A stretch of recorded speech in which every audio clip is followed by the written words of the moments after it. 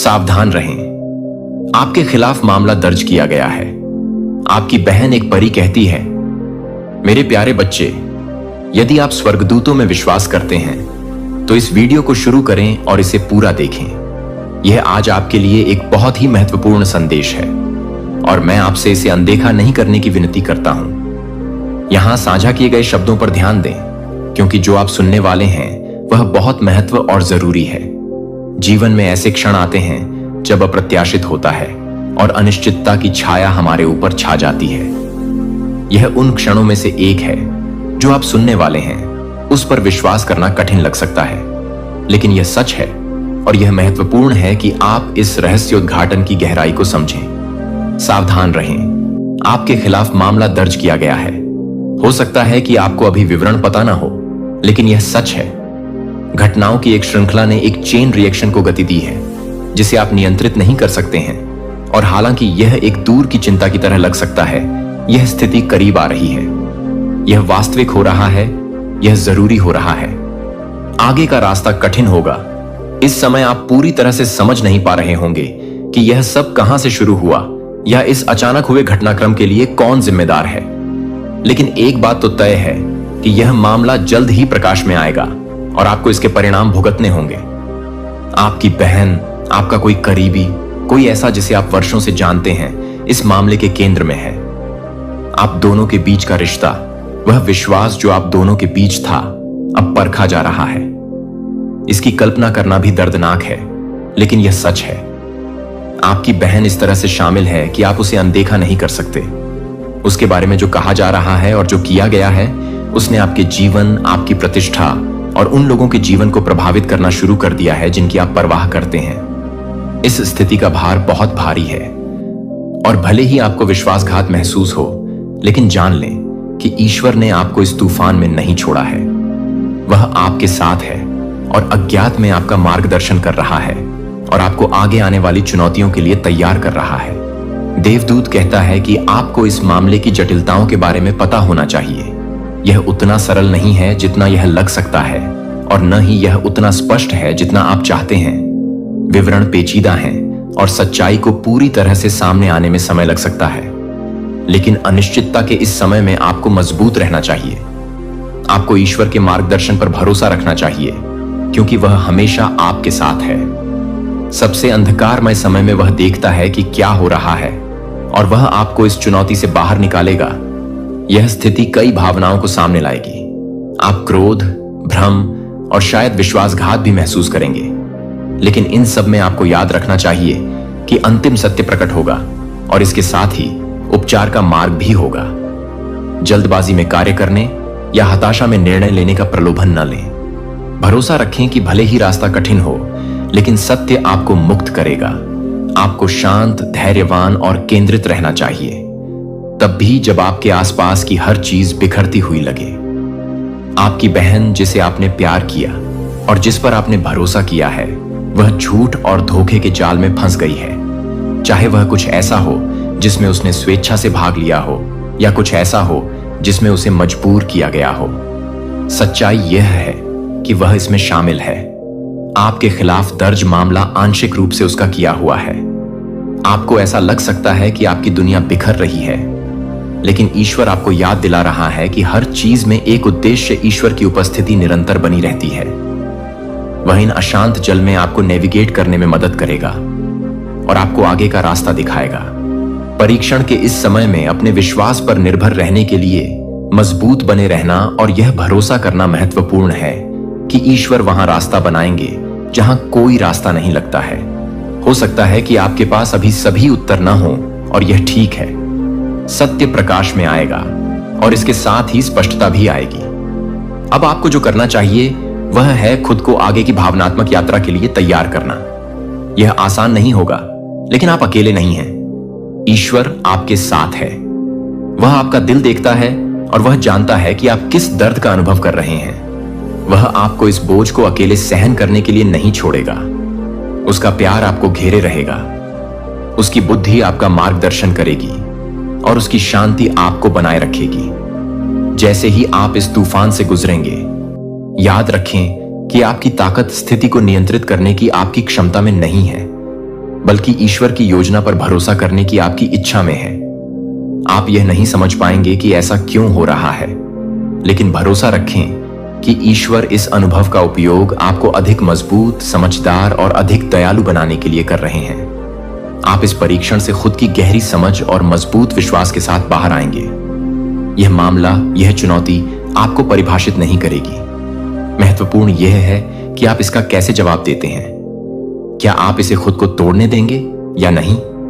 इससे ऊपर उठो। चुनाव तुम्हारा है। तुम्हारे पास इस कठिन समय को पार करने के लिए बुद्धि को सहने की शक्ति है और तुम्हें पार करने के लिए परमेश्वर का प्रेम है। यह समय तुम्हारे लिए सत्य की खोज करने और अपने विश्वास में दृढ़ रहने के लिए दृढ़ रहने का है। आगे का मार्ग कठिन हो सकता है, लेकिन तुम अकेले नहीं चल रहे हो। भय या क्रोध को अपने निर्णय पर हावी मत होने दो। अपने भीतर आक्रोश को पनपने मत दो। जबकि इस मामले में तुम्हारी बहन का शामिल होना विश्वासघात जैसा लग सकता है, याद रखो कि वह भी एक इंसान है और वह अपने नियंत्रण से परे परिस्थितियों में फंसी हुई है। तुम्हारी पहली प्रतिक्रिया निंदा करने की नहीं, बल्कि समझ की तलाश करने की होनी चाहिए। पूरी सच्चाई जानने की कोशिश करो और भरोसा रखो कि समय आने पर यह सामने आ जाएगी। इस परीक्षा के बीच में परमेश्वर तुम्हारे ठीक होने का रास्ता बना देगा। वह तुम्हें दिखाएगा कि अपनी बहन के साथ अपने रिश्ते को कैसे फिर से बनाना है, अगर यही उसकी इच्छा है। लेकिन इसमें समय लगेगा। ठीक होने में समय लगता है, और हालांकि आगे का मार्ग लंबा और कठिन हो सकता है, यहां तक कि सबसे चुनौतीपूर्ण परिस्थितियों में भी भरोसा रखें कि वह आपको इस रास्ते पर अकेले नहीं चलने देंगे। आप कभी अकेले नहीं हैं, क्योंकि उनकी उपस्थिति हमेशा आपके साथ है, आपका मार्गदर्शन कर रही है, आपका समर्थन कर रही है और आपको सहन करने की शक्ति दे रही है। परीक्षण के इस क्षण में हिम्मत न हारें। इस मामले की चुनौतियों को अपनी शांति चुराने न दें। आपके लिए भगवान की योजना किसी भी परिस्थिति से बड़ी है जिसका आप सामना कर सकते हैं। वह आपके साथ हैं और वह इस कठिन समय में आपका मार्गदर्शन करेंगे। अपने विश्वास को बनाए रखें, उनके मार्गदर्शन पर भरोसा रखें और याद रखें कि अंत में सत्य आपको मुक्त कर देगा। सत्य उपचार लाएगा और सत्य आगे का रास्ता बताएगा। अपने दिल को खुला रखें, अपना विश्वास मजबूत रखें और भरोसा रखें कि भगवान एक रास्ता बना देंगे। मेरे बच्चे, आपके खिलाफ एक मामला दर्ज किया गया है। आपने इसे अपनी आत्मा में महसूस किया है ना? वह परेशान करने वाली अनिश्चितता, आत्मा की फुसफुसाहट, वे मात्र विचार नहीं है, वे शाश्वत की आवाज हैं जो आपसे प्रेम, बुद्धि और तत्परता के साथ बोल रही हैं। यह भय से आने वाली चेतावनी नहीं है, बल्कि ईश्वरीय कृपा से आती है। यह तैयारी का समय है। मैं जानता हूं कि आप कितना बोझ उठा रहे हैं। मैं देख सकता हूं कि आप अपनी आत्मा पर कितना बोझ महसूस कर रहे हैं, और मैं आपको याद दिलाने के लिए यहां हूं कि आप अकेले नहीं हैं। यह क्षण आपके संकल्प, आपके विश्वास और मेरी आपके लिए बनाई गई योजना पर आपके भरोसे की परीक्षा लेने आया है। यह आपको तोड़ने के लिए नहीं, बल्कि आपके हृदय और आत्मा को शुद्ध करने के लिए, आपको परिष्कृत करने के लिए है। आपने अक्सर महसूस किया है कि आप अपने नियंत्रण से परे शक्तियों की दया पर हैं। जीवन चुनौतियों का एक निरंतर प्रवाह रहा है, जिनमें से कई को आप समझ नहीं पाए। लेकिन यह परीक्षण अलग है। यह केवल कानूनी मामले के बारे में नहीं है। यह आपकी आत्मा, आपकी अखंडता, आपके भाग्य के बारे में है। आपकी बहन इस स्थिति में शामिल है। उसे इस विकास में अपनी भूमिका निभानी है और उसके कार्य आगे के मार्ग के बारे में बहुत कुछ बताएंगे। आपका उसके साथ संबंध वैसा नहीं है जैसा दिखता है, वैसा नहीं जैसा आपने माना है। यहां एक अंतर्धारा है जिसे आपने महसूस किया है, लेकिन अब तक पूरी तरह से समझा नहीं है। लेकिन सच्चाई सामने आ रही है। आप ऐसा लग सकता है कि आप इस क्षण में अकेले खड़े हैं और केवल आपके विचारों का भार ही आपका साथ दे रहा है। लेकिन स्वर्ग निकट है। महादूत माइकल आपके वकील, आपकी ढाल, आपके रक्षक के रूप में खड़े हैं। उनके पंख आपके ऊपर फैले हुए हैं और आपको हर उस तूफान से बचा रहे हैं जो आपको डुबाने का प्रयास करेगा। मामला वास्तविक है, हां, लेकिन डरो मत। आपके खिलाफ जो शब्द बोले गए हैं, जो आरोप लगाए गए हैं, वे आपको परिभाषित नहीं करेंगे। वे झूठ हैं, वे खोखली छायाएं हैं जो आपकी सच्चाई को ढंकने की कोशिश कर रही हैं। अपने दिल की धार्मिकता पर भरोसा रखें, अपने कार्यों की शुद्धता पर भरोसा रखें। आप ईमानदारी से चले हैं और यही आपकी रक्षा होगी। यह संदेश केवल एक चेतावनी नहीं है, यह एक घोषणा है कि क्या होगा। सच्चाई इस तरह से सामने आने वाली है कि कोई भी इसे अस्वीकार नहीं कर सकता। आप इस तूफान में मजबूती से खड़े रहेंगे और यह गुजर जाएगा।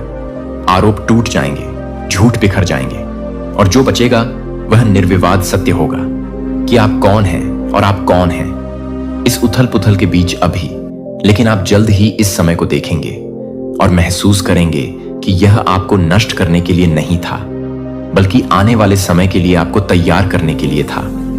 अब आपके सामने जो चुनौती है वह सिर्फ अपने नाम को बचाने की बात नहीं है, यह आपके विश्वास में दृढ़ रहने की बात है। आपके लिए किए गए वादों में दृढ़ रहना।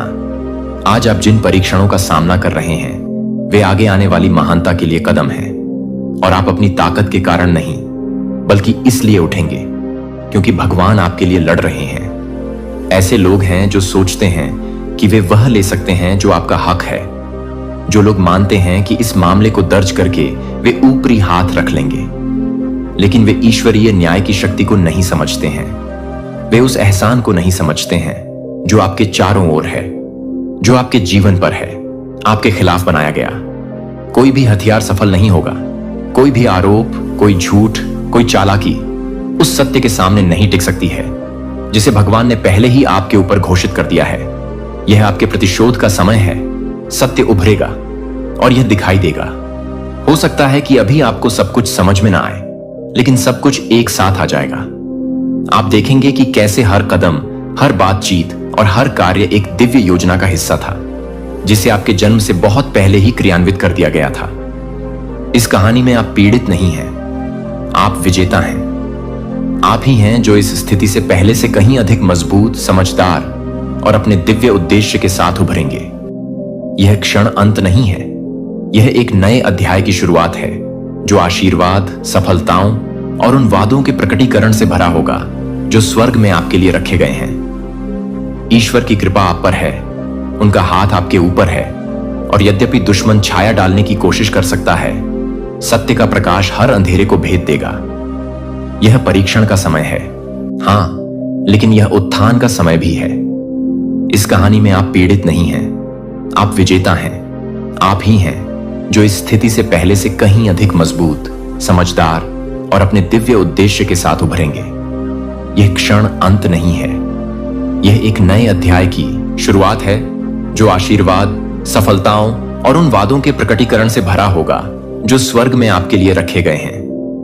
ईश्वर की कृपा आप पर है, उनका हाथ आपके ऊपर है, और यद्यपि दुश्मन छाया डालने की कोशिश कर सकता है, सत्य का प्रकाश हर अंधेरे को भेद देगा। छाया डालने की कोशिश कर सकते हैं, सत्य का प्रकाश हर अंधकार को भेदेगा। यह परीक्षण का समय है, हां, लेकिन यह उत्थान का समय भी है।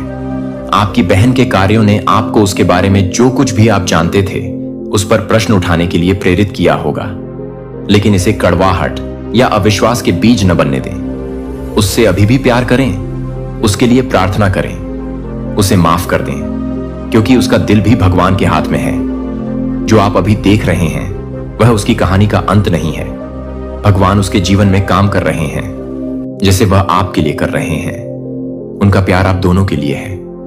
यह मामला एक बाधा की तरह लग सकता है, लेकिन सच में यह आपके भाग्य को ऊपर उठाने का एक मंच है।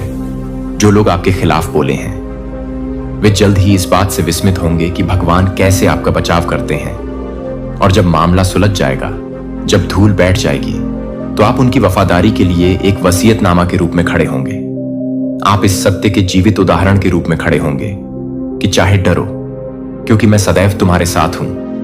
मैंने तुम्हें नहीं छोड़ा है और मैं तुम्हें कभी नहीं छोड़ूंगा। तुम्हारे जीवन में तूफान आ रहे हैं, लेकिन मैं उनके बीच में शांत हूं। मेरा विश्वास करो, निश्चिंत रहो कि तुम्हारे साथ कुछ भी गलत नहीं होगा। तुम मेरे आलिंगन में सुरक्षित हो, और तुम्हारे लिए मेरी योजना अपरिवर्तित है, चाहे आगे कितनी भी चुनौतियां हों।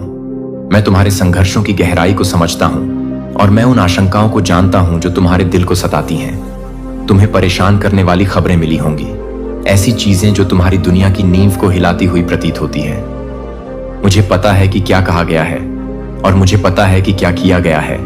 तुम्हारे खिलाफ एक मामला दर्ज किया गया है, और ऐसा लगता है जैसे तुम्हारे आसपास की ताकतें तुम्हें नीचे लाने की साजिश कर रही हैं। लेकिन मैं चाहता हूं कि तुम इस सच्चाई को समझो। मैं तुम्हारा रक्षक हूं और मैं तुम्हारे साथ खड़ा हूं। तुम्हें कोई नुकसान नहीं पहुंचाया जाएगा क्योंकि मैं तुम्हारे लिए लड़ूंगा। मेरा हाथ तुम्हारे जीवन पर है और इस दुनिया में कोई भी शक्ति मेरी इच्छा को पलट नहीं सकती। ईश्वर जो वहां रास्ता बनाता है जहां कोई रास्ता नहीं लगता। मैं वो ईश्वर हूं जो परिस्थितियों को बदल देता हूं जो आपको नुकसान पहुंचाने के लिए है। मैं उसका उपयोग आपको मजबूत बनाने के लिए करूंगा जो आपको दर्द देने के लिए बनाया गया है। मैं अपनी वफादारी की गवाही में बदल दूंगा। अब मुझे आपको कुछ ऐसा बताना चाहिए जो आपके दिल में भ्रम पैदा कर सकता है। आपकी बहन, हां, जिसे आप बहुत प्यार करते हैं, वह इस स्थिति में शामिल है। वह पूरी तरह से समझ नहीं सकती है कि उसने क्या किया है या उसके आसपास क्या हो रहा है, लेकिन उसके कार्यों ने उसे ऐसी स्थिति में डाल दिया है जो अब आपको प्रभावित कर रहा है। मैं उसकी निंदा नहीं कर रहा हूं, लेकिन मैं इसे आपके ध्यान में ला रहा हूं क्योंकि मैं चाहता हूं कि आप स्पष्ट आंखों से देखें कि क्या विकल्प चुने गए हैं। यहां आंखों से मिलने से ज्यादा हो रहा है और मैं चाहता हूं कि आप इसके बारे में जागरूक रहें। यह जान लें, मैं उचित समय में सच्चाई को उजागर करूंगा।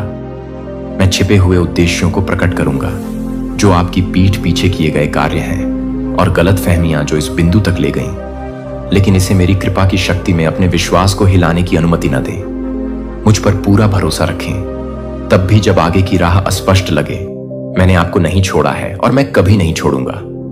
मैं वो ईश्वर हूं जो हमेशा करीब रहता है। खास तौर पर मुश्किल के समय यद्यपि आप छाया की घाटी से गुजर सकते हैं, आप अकेले नहीं होंगे। मैं वो प्रकाश हूं जो आपका मार्गदर्शन करता है, वो चट्टान जो आपका समर्थन करता है और वो ढाल जो आपकी रक्षा करती है। मेरी बच्ची, आपकी बहन भी मेरी योजना का हिस्सा है। उसके कार्य हालांकि समझने में कठिन हैं, लेकिन एक बड़े उद्देश्य का हिस्सा हैं। मैं उसके जीवन में भी काम करूंगा। उसे अभी इसका एहसास नहीं हो सकता है, लेकिन मैं उसे अपने करीब खींच रहा हूं। वह भ्रमित हो सकती है या अपने संघर्षों में खोई हुई हो सकती है, लेकिन मैं उसका मार्गदर्शन करूंगा जैसे मैं आपका मार्गदर्शन कर रहा हूं। मेरा विश्वास करें जब मैं कहता हूं कि मैं आप दोनों के जीवन में काम कर रहा हूं, एक ऐसी कहानी बुन रहा हूं जो मुझे गौरवान्वित करेगी और आप दोनों को उपचार और शांति के स्थान पर ले जाएगी। आने वाले दिनों में अपने शब्दों और कार्यों के साथ सावधान रहें। अपने विश्वास में दृढ़ रहना, मेरे समय पर भरोसा करना और ज्ञान और अनुग्रह के साथ कार्य करना। मैं इसे आपको नष्ट नहीं करने दूंगा। मैं इसका उपयोग आपको बनाने के लिए करूंगा। इस मौसम में उद्देश्य है और आपको अपने जीवन में जो मैं कर रहा हूं उस पर ध्यान केंद्रित करना चाहिए, जबकि दुश्मन आपको हतोत्साहित करने की कोशिश कर सकता है। आपको पता होना चाहिए कि मैं हार का देवता नहीं हूं, मैं जीत का देवता हूं और मैं आपको विजय की ओर ले जाऊंगा। मैं इसे आपकी भलाई के लिए बदल दूंगा। ऐसे क्षण हो सकते हैं जब आप अभिभूत महसूस करते हैं, ऐसे क्षण जब हर चीज का वजन सहन करने के लिए बहुत अधिक लगता है, लेकिन उन क्षणों में यह याद रखें, मैं आपकी ताकत हूं, मैं आपकी शरण हूं। मैं वह हूं जो आपको तब ले जाऊंगा जब आप खुद को और नहीं ले जा सकेंगे। मेरा अनुग्रह आपके लिए पर्याप्त है और आपकी कमजोरी में मेरी शक्ति परिपूर्ण हो जाती है। अपनी समझ या अपनी ताकत पर भरोसा मत करो, मुझ पर झुक जाओ। मेरी बुद्धि पर भरोसा रखो क्योंकि मैं शुरू से अंत देखता हूं। आप, भ्रम, हताशा, यह सब उस यात्रा का हिस्सा है जिस पर चलने के लिए मैंने आपको बुलाया है।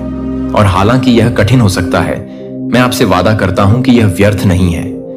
प्रार्थना में मेरे साथ जुड़े रहें, मेरी उपस्थिति और मेरे मार्गदर्शन की तलाश करें, क्योंकि मैं आपको सही दिशा में ले जाऊंगा। मैं आपको आपकी समझ से परे ज्ञान दूंगा। मैं आपको अगले कदम दिखाऊंगा और इस तूफान के बीच में आपको शांति दूंगा। मुझ पर विश्वास करें और आप जीवितों की भूमि में भगवान की अच्छाई देखेंगे। यह सड़क का अंत नहीं है, यह केवल एक मोड़ है। मेरे पास आपके लिए और भी बहुत कुछ है। आपका जीवन इससे परिभाषित नहीं होता है कि क्या हुआ है या अभी क्या हो रहा है। आपका जीवन इससे परिभाषित होता है कि मैं कौन हूं और मैंने आपसे क्या वादे किए हैं। आप मेरे बच्चे हैं और मेरे पास आपके लिए अच्छी योजनाएं हैं। आपको समृद्ध करने की योजनाएं हैं, न कि आपको नुकसान पहुंचाने की। आपको उम्मीद से भरा भविष्य देने की योजनाएं हैं। इसलिए मैं तुम्हें पहले से भी अधिक मजबूत बनाकर इस स्थिति से बाहर निकालूंगा।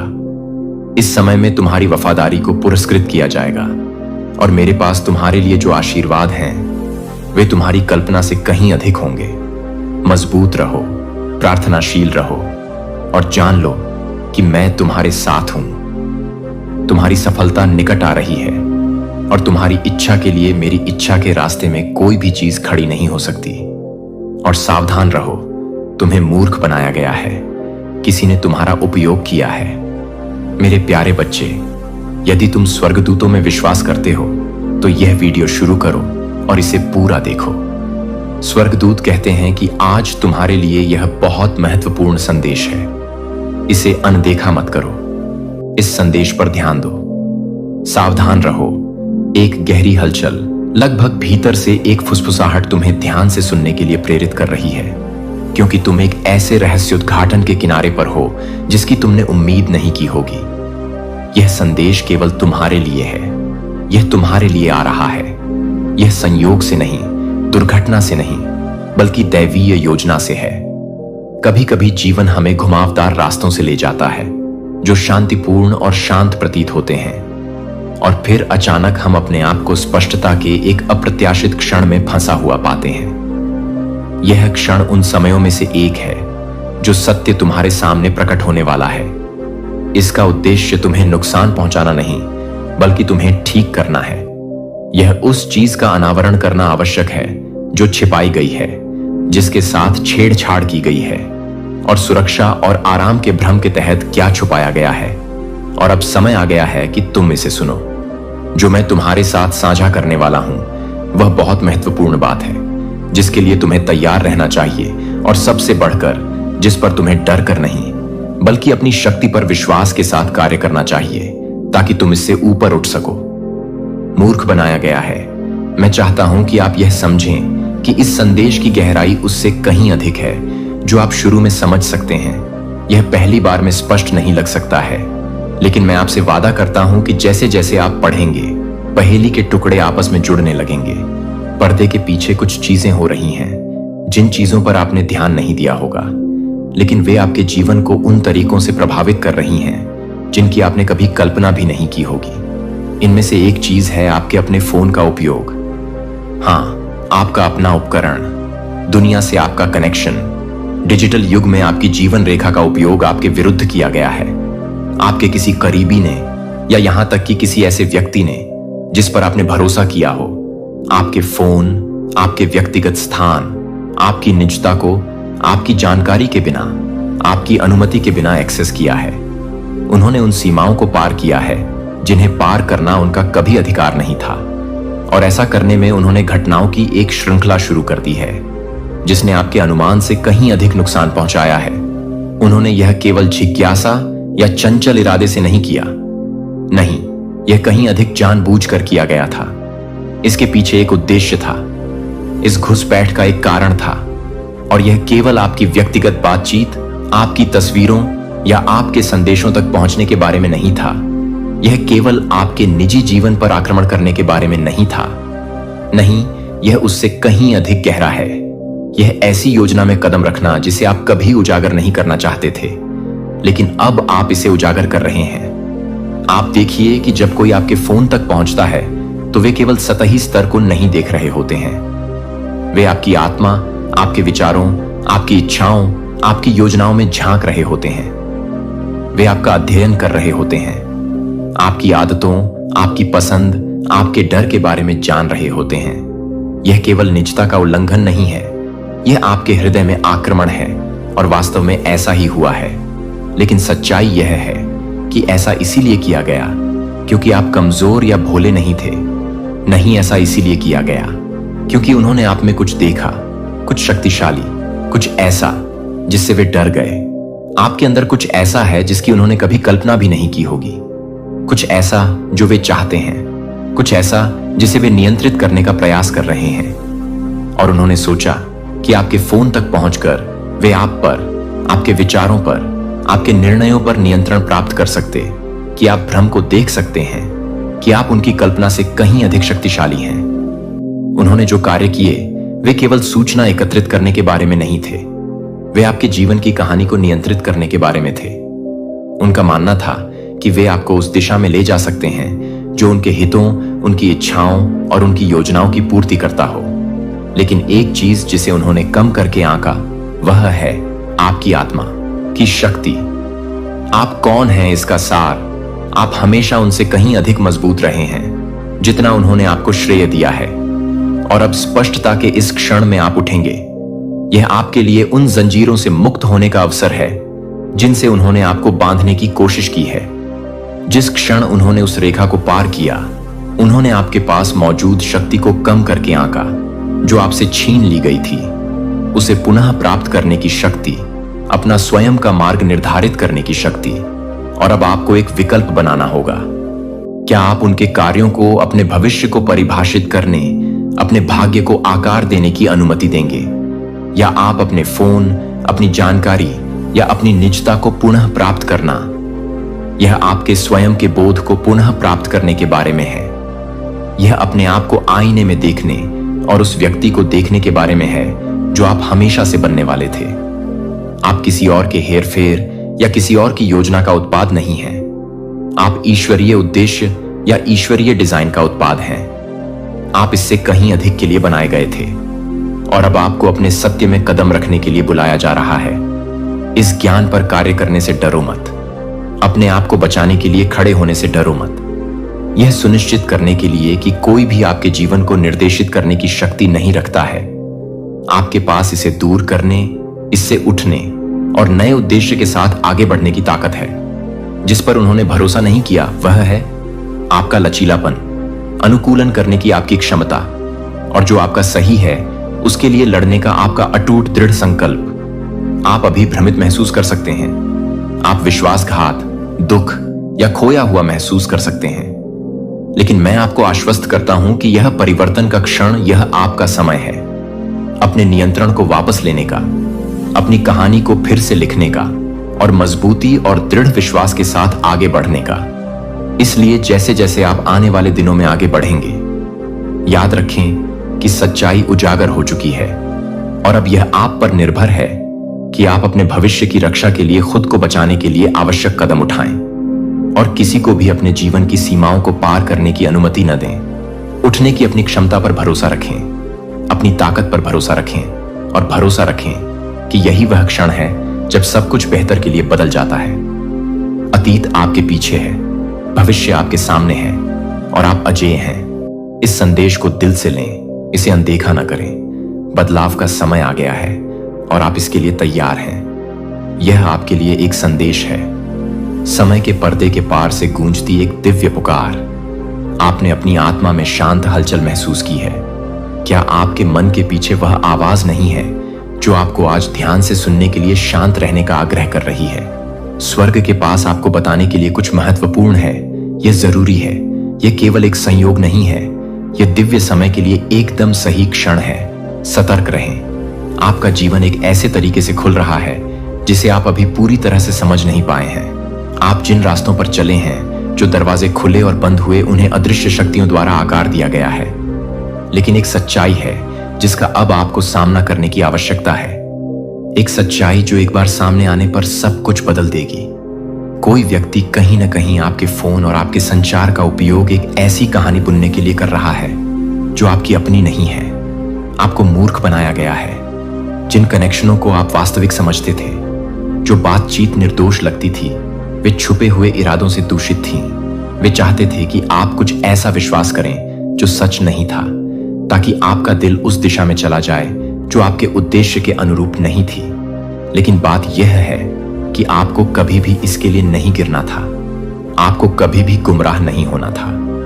आपकी आत्मा इतनी शक्तिशाली और उज्जवल थी कि उनकी योजनाएं सफल नहीं हो सकीं। आप शायद अभी तक यह भी नहीं जानते होंगे कि इसके पीछे कौन था, लेकिन सच्चाई का पर्दाफाश करने का समय आ गया है।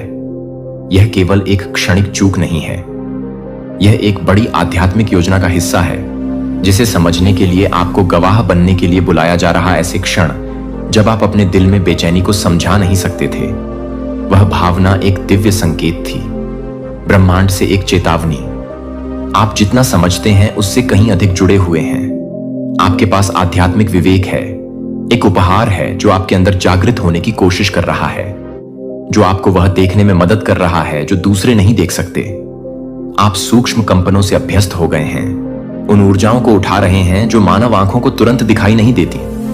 लेकिन अब सच्चाई छिपी नहीं है, यह प्रकाश में आ रही है। वह भावना जो आपको हुई थी, जिसने आपको कुछ चीजों पर सवाल उठाने के लिए मजबूर किया था, वह सिर्फ एक क्षणभंगुर विचार नहीं था। यह एक गहरी सहज जानकारी थी कि कुछ सही नहीं था।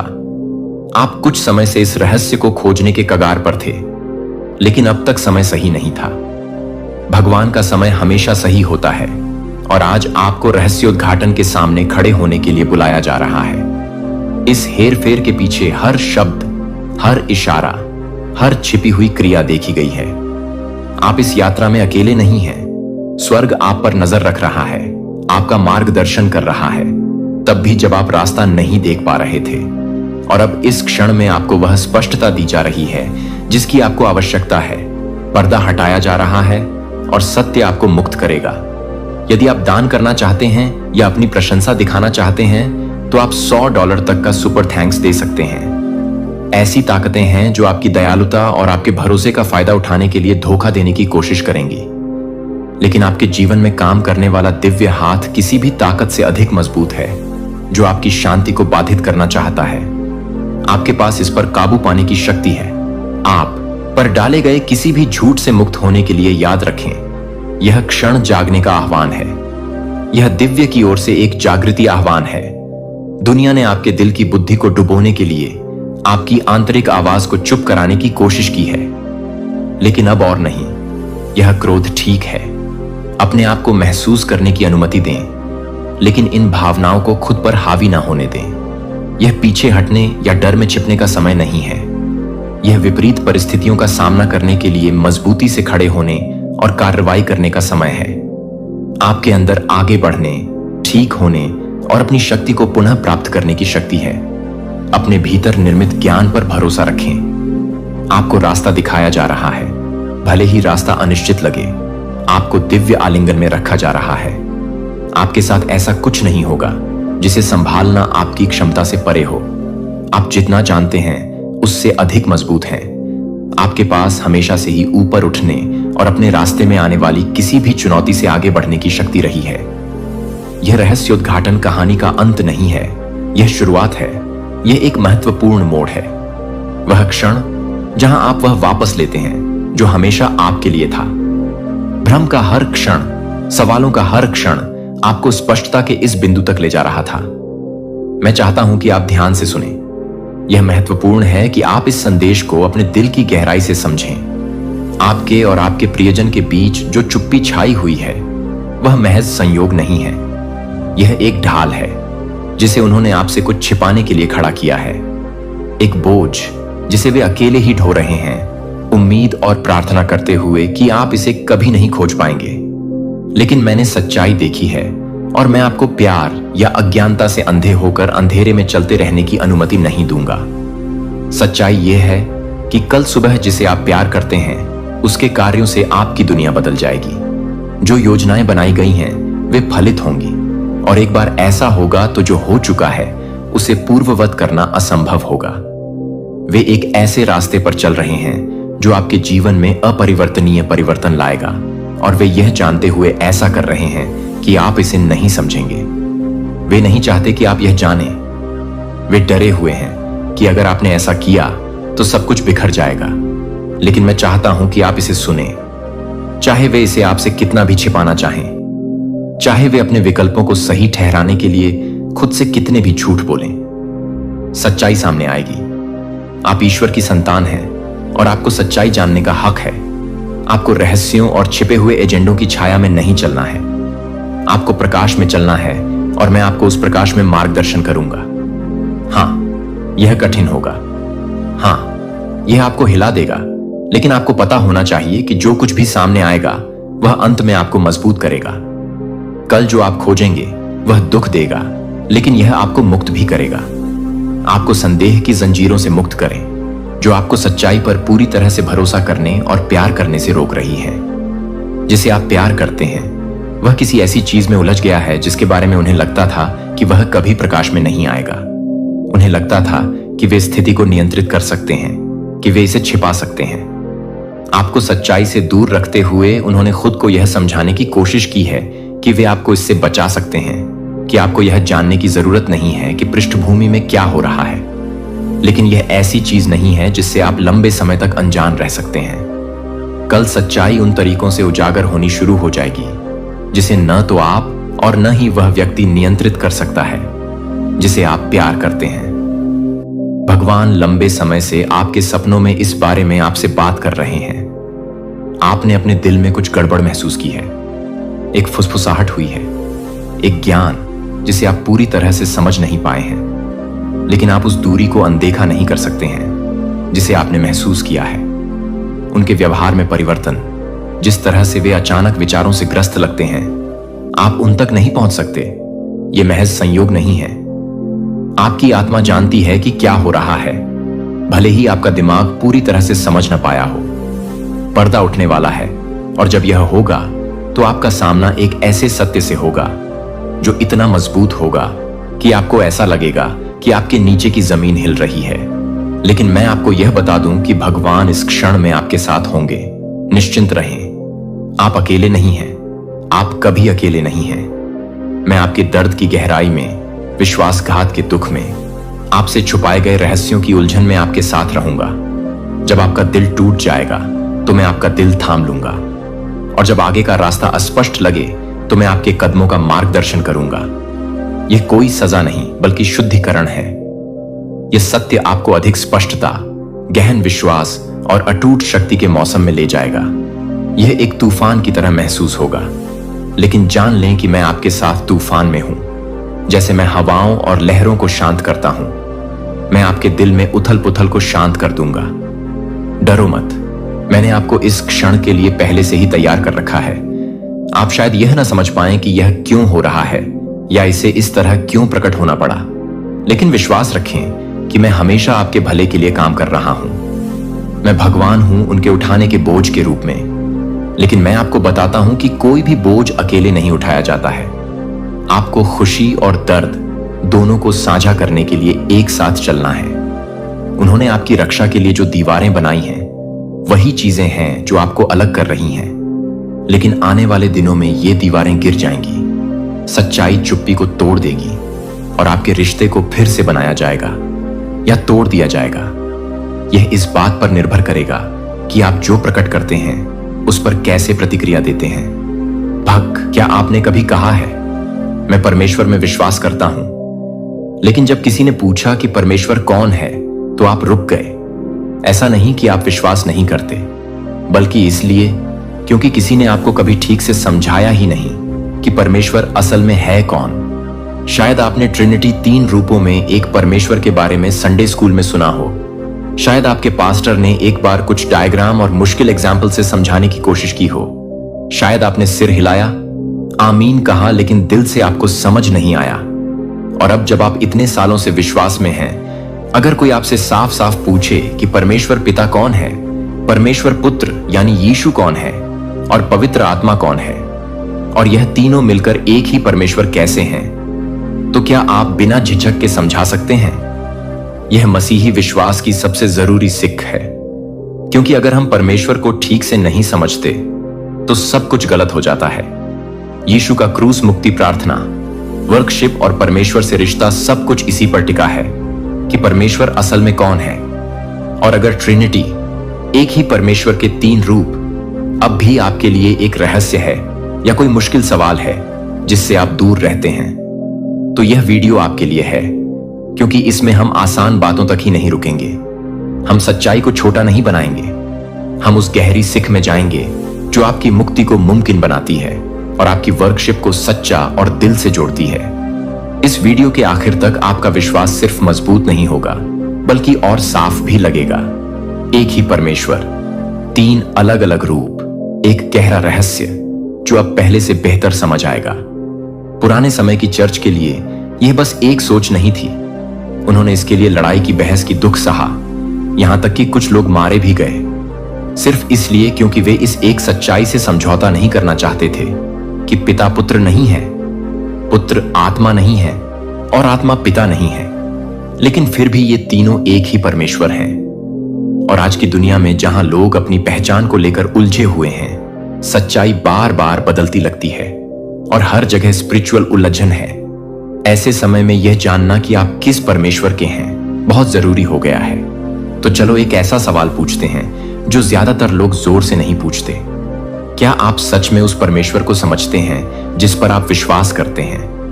क्या आप उस परमेश्वर की वर्शिप कर रहे हैं जिसे आप सच में जानते हैं, या सिर्फ उसी परमेश्वर को मान रहे हैं जिसे आपको विरासत में मिला?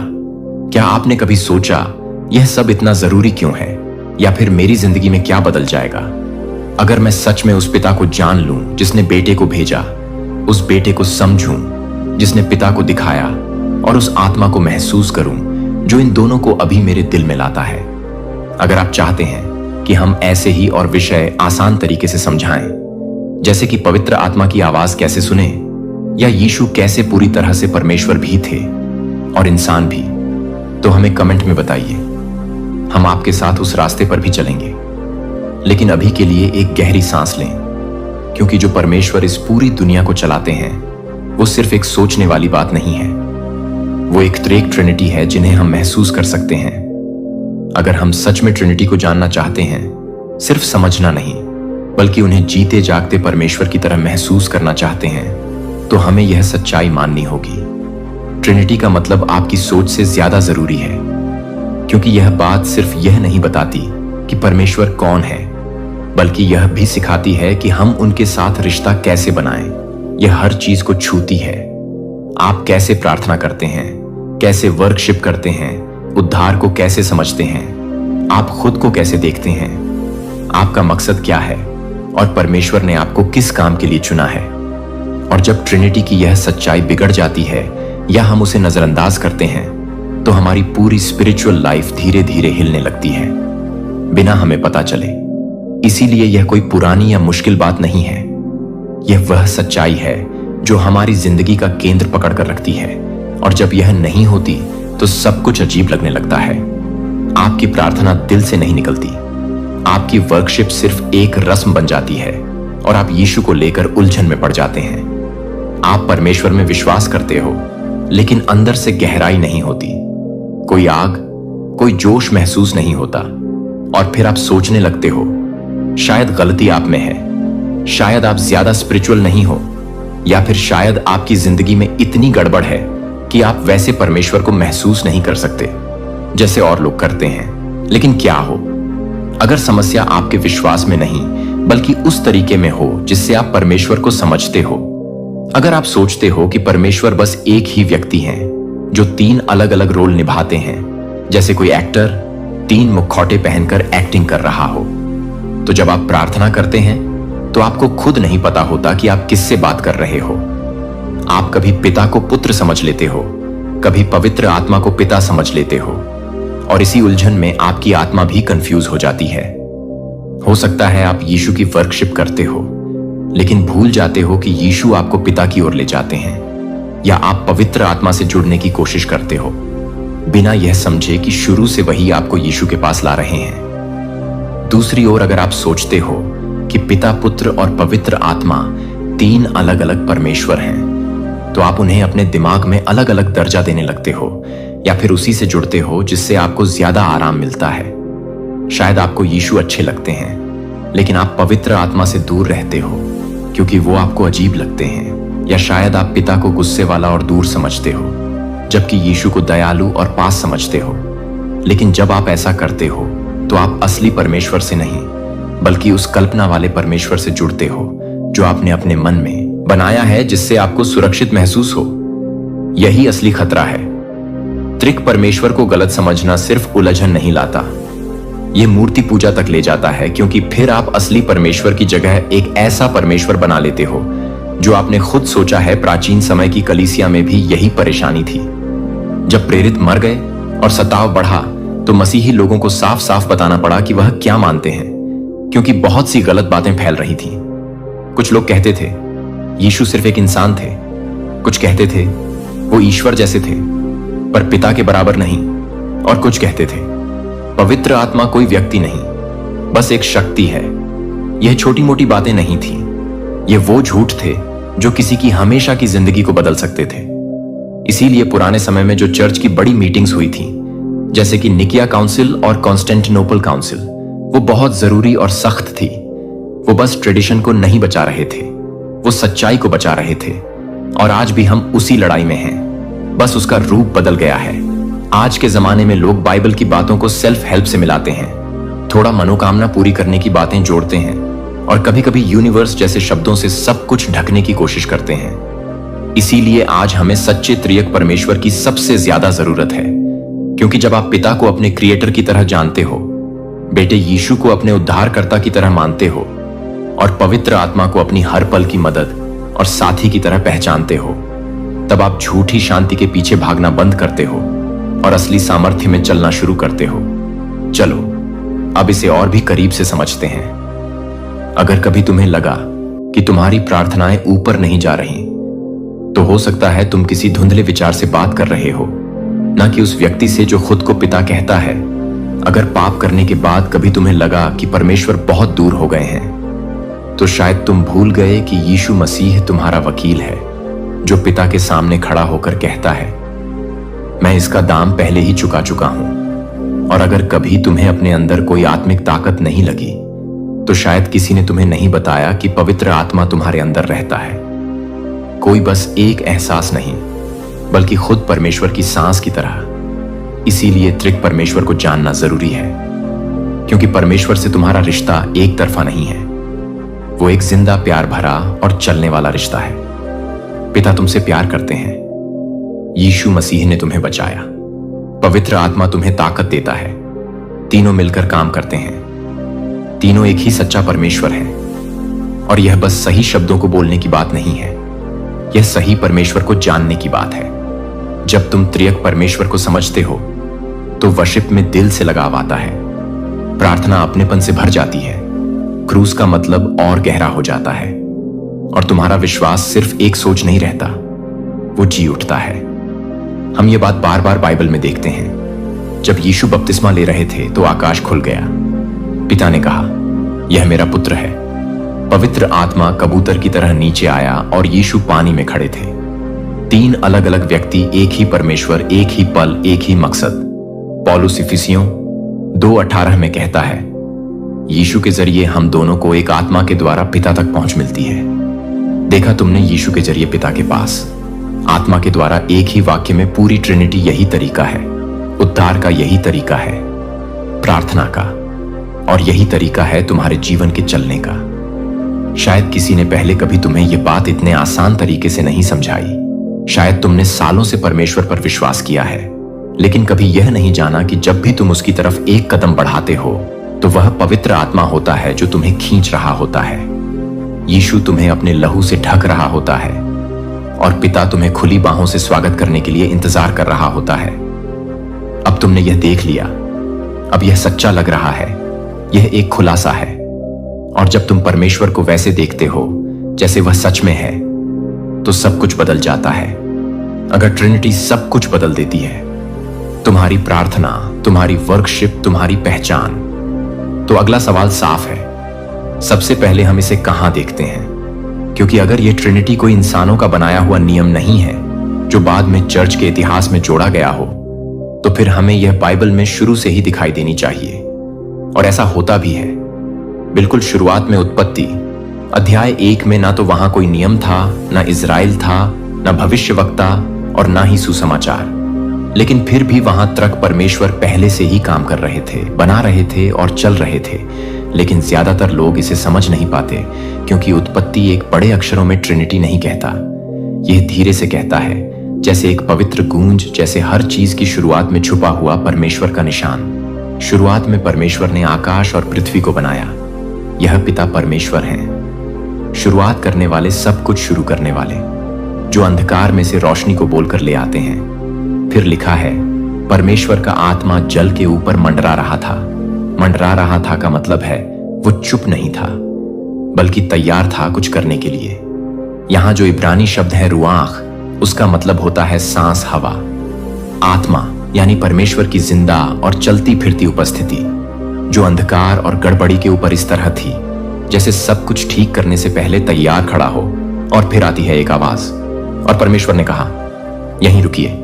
परमेश्वर ने बोला, उसकी बात से सब कुछ बना। और यूहन्ना 1:1 के अनुसार वो बात सिर्फ आवाज नहीं थी, वो एक व्यक्ति था। शुरुआत में वचन था, और वचन परमेश्वर के साथ था, और वचन परमेश्वर था।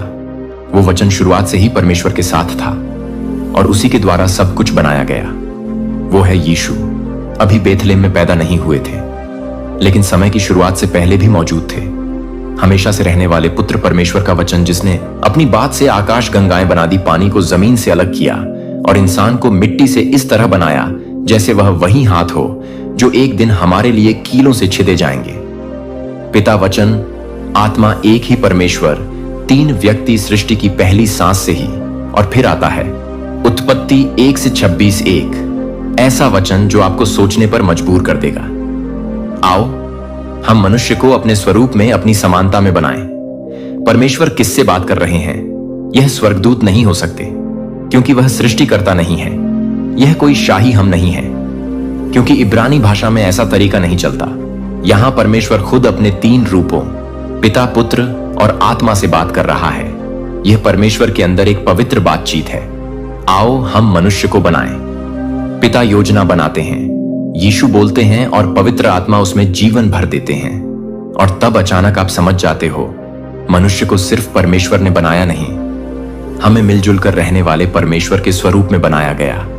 यही त्रिएकता ट्रिनिटी है, हमेशा से साथ रहने वाला प्यार, हमेशा से बनी हुई संगति, हमेशा से बना हुआ रिश्ता। और जब परमेश्वर ने तुम्हें बनाया तो उन्होंने तुम्हें बोर होकर नहीं बनाया, उन्होंने तुम्हें उस प्यार से बनाया जो पिता, पुत्र और पवित्र आत्मा के बीच हमेशा से रहा है। इसीलिए हमें दूसरों से जुड़ने की चाह होती है, इसीलिए अकेलापन हमें दुख देता है, इसीलिए धोखा बहुत गहरा चुभता है, क्योंकि हमें ऐसे परमेश्वर के स्वरूप में बनाया गया है जो कभी अकेले नहीं रहे। ट्रिनिटी सिर्फ एक सच्चाई नहीं है जिस पर विश्वास करना है, यह वही सच्चाई है जिसे तुम जन्मे हो। और यह सब केवल उत्पत्ति की शुरुआत तक ही नहीं रुकता। उत्पत्ति अध्याय 3 में जब आदम और हव्वा ने पाप किया तो परमेश्वर कहते हैं, मनुष्य हम में से एक जैसा हो गया है। फिर से हम, यह बहुवचन शब्द है, यह त्रिक परमेश्वरों के बीच की बातचीत है। और सजा के समय भी हम आशा की झलक देखते हैं, क्योंकि परमेश्वर आदम और हव्वा को नष्ट नहीं करते, वे उन्हें ढंगते हैं। और फिर वे एक वादा करते हैं कि स्त्री की संतान एक दिन सांप का सिर कुचल देगा। यह भविष्यवाणी सीधी यीशु की ओर इशारा करती है, वही पुत्र जो हमें बचाने आने वाला था। तो बाइबल के पहले ही पेज से त्रिएक परमेश्वर वहां मौजूद है। शायद बड़े बड़े धार्मिक शब्दों में नहीं लिखा गया, लेकिन परमेश्वर के कामों में साफ दिखता है। रचना करना, बोलना, मंडराना और प्रेम करना। और यह बात तुम्हारे लिए क्यों जरूरी है? क्योंकि जब तुम उत्पत्ति को बिना त्रिएक परमेश्वर के समझते हो तो तुम्हें बस एक ताकतवर क्रिएटर दिखता है, लेकिन जब तुम खुली आंखों से देखते हो कि परमेश्वर सच में कौन है, तब तुम और भी बहुत कुछ देख पाते हो। तुम एक रिश्ता बनाने वाला परमेश्वर देखते हो, एक निजी और पास आने वाला परमेश्वर देखते हो,